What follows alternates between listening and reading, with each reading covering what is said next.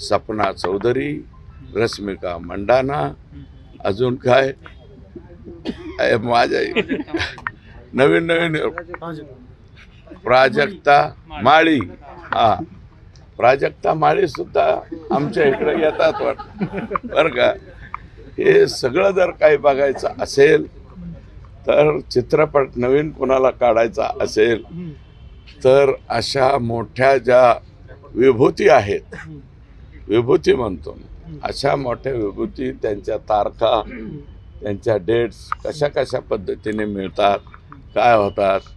प्राजक्ता ताई सुद्धा आमच्या इथं येतात. त्या पण आलत्या का इथं. त्यासाठी त्यांनी ती जमीन आणली, परंतु तिथं काहीही करून दिलं जात नाही.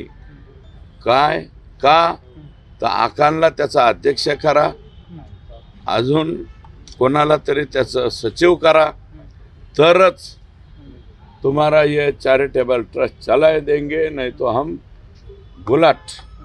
ही असे जे वागण्याची पद्धत आहे, हा किती अजून लय सापडणार आहे. आता रोज रोज एक एक ॲटम पुढे येतोय, कागदासहित येतोय. याच्या कागदपत्राचा पुरावा माझ्याकडे आलाय, म्हणून मी शिरसाळा ह्या एका गावावरती बोलतोय. एकाच गावामध्ये तुम्ही असं करताय. शिमरी पारगाव म्हणलं, आत्ता हे म्हणलं, आता हळूहळू हळूहळू कुठले बी लोक येतात म्हणतात आकांची इथं 100 एकर आहे, 150 एकर आहे.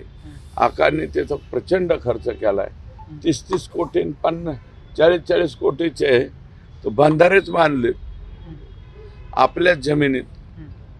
मग हे इतकं कुठून आहे या 5 वर्षात, एवढं कुठून आलं. आणि आम्ही आपलं त्यांचं बघत असतो. तो रश्मिका मंडाना, परत ते कोणती हिरोईन ते लय नाचते भाऊ जास्त, हा लय कंबर राहिली ती सपना चौधरी. हा असे इव्हेंट बघायचे यांचे, event management politics.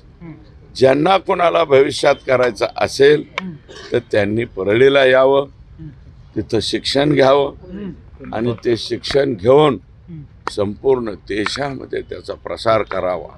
Sapna Chaudhary, Rashmika Mandana, अजून काय माझ्या नवीन नवीन प्राजक्ता माळी, हा प्राजक्ता माळी सुद्धा आमच्या इकडे येतात बरं का. हे सगळं जर काही बघायचं असेल तर चित्रपट नवीन कोणाला काढायचा असेल तर अशा मोठ्या ज्या विभूती आहेत, विभूती म्हणतो अशा मोठ्या विभूती, त्यांच्या तारखा, त्यांच्या डेट्स कशा कशा पद्धतीने मिळतात, काय होतात. प्राजक्ता ताई सुद्धा आमच्या इथं येतात. त्या पण आलत्या का इथं. हा तर याच्यासाठी जर अतिशय जवळचा पत्ता तुम्हाला सापडायचा असेल तर तो आमच्या परळी पॅटर्न जो आहे, परळीचा हाही एक पॅटर्न आहे. हे असं गायरान जमिनीवर पूर्ण ताब्या घ्यायचा, बगलबच्च्यांनी घ्यायचा. 300 विटभट्ट्या. आणि मी विनंती करणार आहे, हे वाळू माफिया जरा टरकलेत असं ऐकायला आलंय हाऊसमध्ये बोलल्यापासून. परंतु आता राख माफिया कधी टरकणार. राख माफिया सुद्धा फार मोठ्या प्रमाणात परळीत आहेत. एका गाडीला कोणाचा तरी टोल, आपण रस्त्याने जाताना टोल भरतो ना, जिजिया कर. हा प्रत्येक राखेच्या गाडीच्या मागं कुणाचा तरी पूर्वी जिजिया कर ऐकला, कोणते कर ऐकले आपण, सर्व कर ऐकले. आता टोलचा हा ऐकला. तर जी राखेची गाडी तिथून निघेल त्या प्रत्येक राखेच्या गाडीवरती XYZ कुणाचा तरी टोल होता. आणि तो टोल देता देता सुद्धा बेजारी लोकांची झालेली आहे.